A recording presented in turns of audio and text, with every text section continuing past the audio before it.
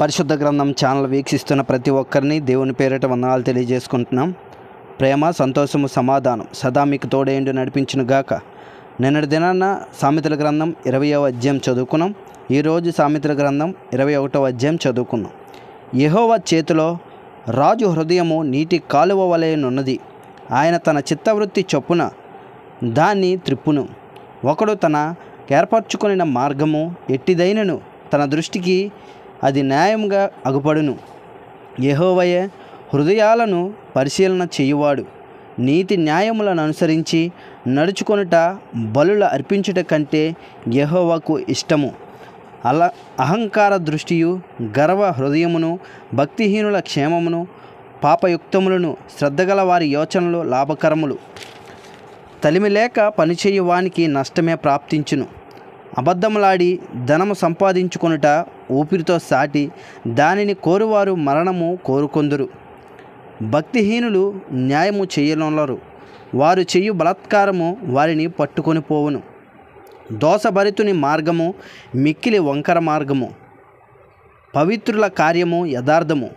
గయ్యాలితో పెద్దయంట ఉండుట కంటే మిద్దె మీదనొక మూలను నివసించుట మేలు. భక్తిహీనుని మనసు కీడు చెయ్య గోరును. వాడు తన పొరుగువానికైనను దయతలచడు. అపహాసకుడు దండింపబడుట చూచి జ్ఞానము లేనివాడు జ్ఞానము పొందును. జ్ఞానము గలవాడు ఉపదేశము వలన తెలివినొందును. నీతిమంతుడైన వాడు భక్తిహీనుని ఇల్లు ఏమైనది కనిపెట్టును. భక్తిహీనులను ఆయన నాశనములో కూల్చును. దరిద్రుల మొర వెనక చెవి మూసుకొనివాడు తను మొరపెట్టినప్పుడు అంగీకరింపబడడు. చాటునిచ్చిన బహుమానము కోపమును చల్లార్చును. ఒడిలో ఉంచబడిన కానుక మహాక్రోధమును శాంతిపరచును. న్యాయమైన క్రియలు చేయుట నీతిమంతునికి సంతోషకరము. పాపము చెయ్యువారికి అది భయంకరము. వివేక మార్గము విడిచి తిరుగువాడు ప్రేతల గుంపులో కాపురముండును. సుఖభోగముల యందు వాంఛగలవానికి లేమి కలుగును. ద్రాక్షరసమును నూనెయు వాచించువానికి ఐశ్వర్యము కలగదు. నీతిమంతుని కొరకు భక్తిహీనులు ప్రాయశ్చిత్తమగుదురు. యథార్థవంతులకు ప్రతిగా విశ్వాసఘాతకులు కూలుదురు. ప్రాణము విసిగించు జగడగొండెవానితో దానితో కాపురము చేయుట కంటే అరణ్య భూమిలో నివసించుట మేలు. విలువగల ధనమును నూనెయు జ్ఞానుల ఎంట నుండును. బుద్ధిహీనుడు దాని వ్యసనపరచును.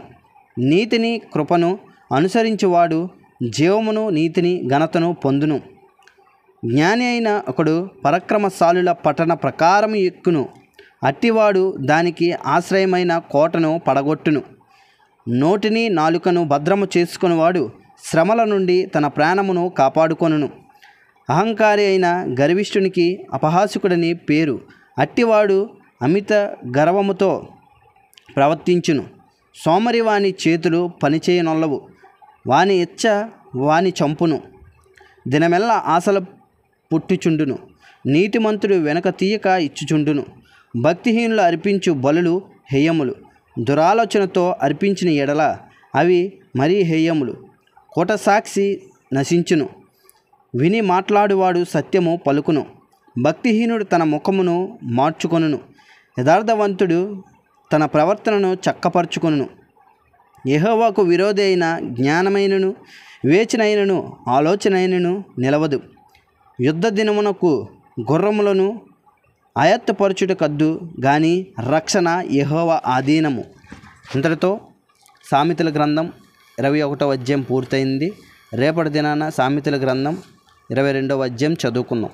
ప్రేమ, సంతోషము, సమాధానం సదా మీకు తోడేయుండి నడిపించునుగాక. ఆమెన్.